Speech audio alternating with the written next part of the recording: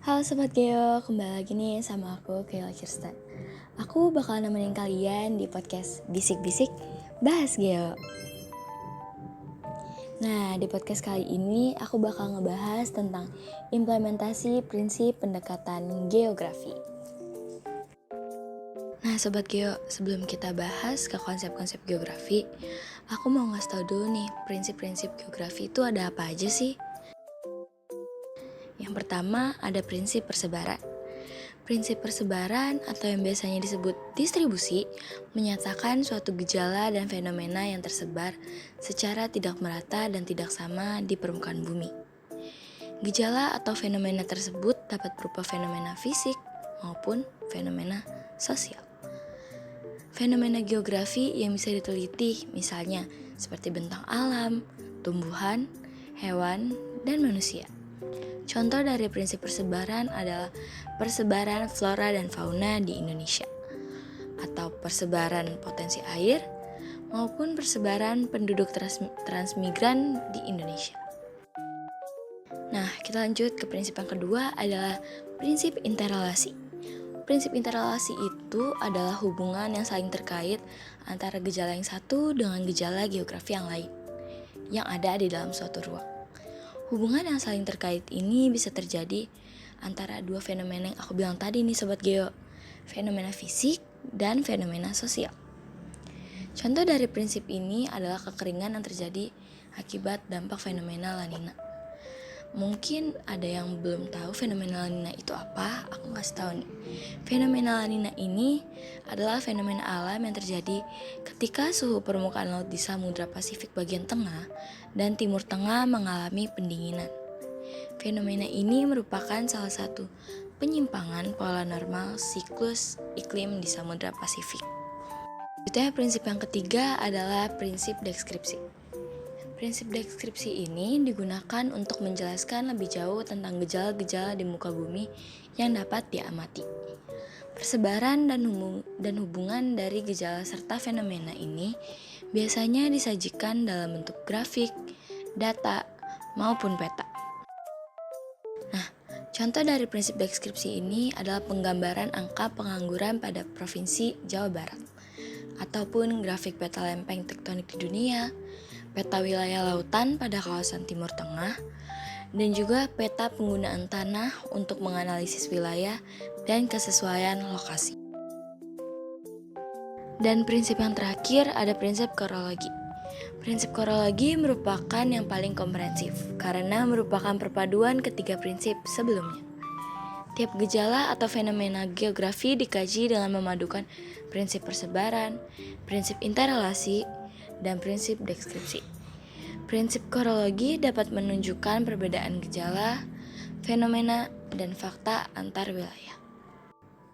Salah satu contoh dari prinsip korologi itu yaitu bencana atau gejala alam yang disebutkan wilayah dari persebarannya.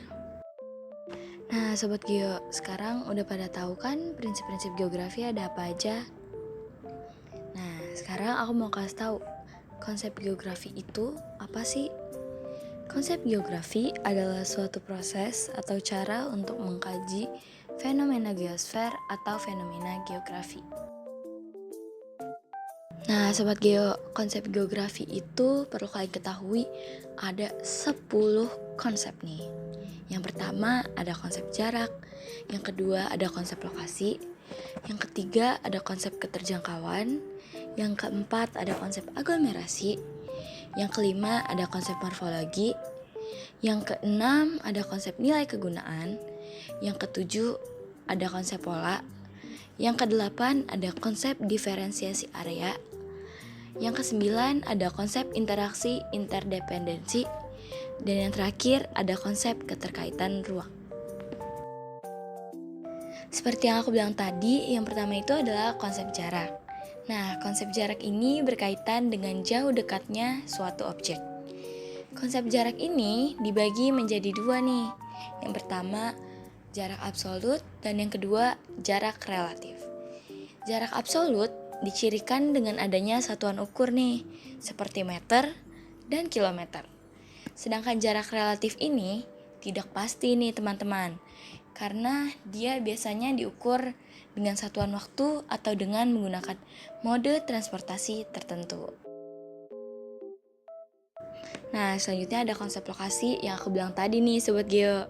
Konsep lokasi ini biasanya digunakan untuk mengetahui letak atau posisi fenomena geosfer di permukaan bumi. Konsep lokasi juga dibagi menjadi dua nih. Yang pertama ada konsep lokasi absolut dan yang kedua ada konsep lokasi relatif.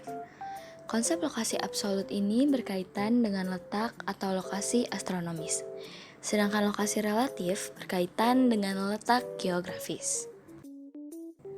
Nah, yang selanjutnya konsep keterjangkauan. Konsep keterjangkauan atau aksesibilitas merupakan suatu konsep yang berfokus pada kemudahan untuk mencapai suatu objek.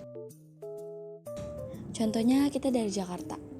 Kita akan lebih mudah menjangkau Kota Padang daripada kita menjangkau Kepulauan Mentawai. Yang selanjutnya ada konsep aglomerasi. Konsep aglomerasi ini adalah kondisi persebaran dan pengelompokan suatu fenomena geosfer atau wilayah yang relatif memusat dan saling menguntungkan. Contohnya pemukiman penduduk.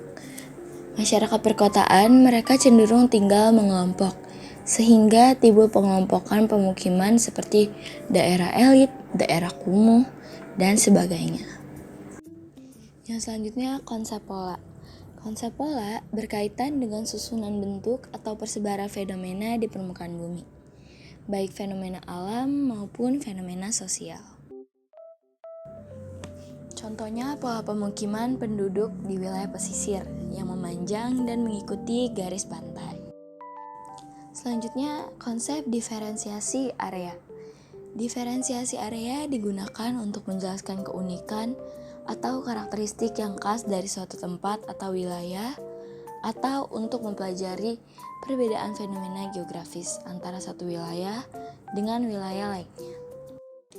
Contohnya nih, misalnya masyarakat yang tinggal di pesisir bekerja sebagai nelayan, sedangkan warga pegunungan biasanya bekerja di kebun maupun ladang.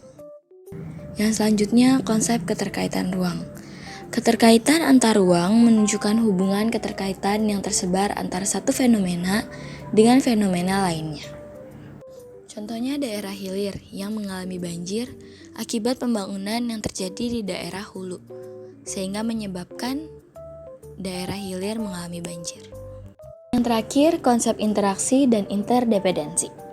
Interaksi adalah hubungan timbal balik antara dua wilayah atau lebih yang dapat menghasilkan fenomena, tampilan, dan masalah baru. Sedangkan interdependensi saling kebergantungan antara dua wilayah maupun lebih. Nah, Sobat Geo, sekarang kita udah di ujung pengakhir podcast nih tentang pembahasan kita hari ini, implementasi prinsip pendekatan geografi. Jadi kalian udah pada tahu dong prinsip-prinsip apa aja yang ada dalam geografi dan konsep-konsepnya. Ngomong-ngomong, gimana nih pembahasan kita hari ini Sobat Geo? Pastinya seru banget kan? Nah, maka dari itu, kalian harus tetap nantikan podcast aku setiap hari Kamis, karena aku bakalan masih banyak lagi ngebahas seputar geografi lainnya. Dan aku berterima kasih banyak ya untuk para sobat-sobat Geo yang telah ngedengerin podcast aku hari ini. See you guys!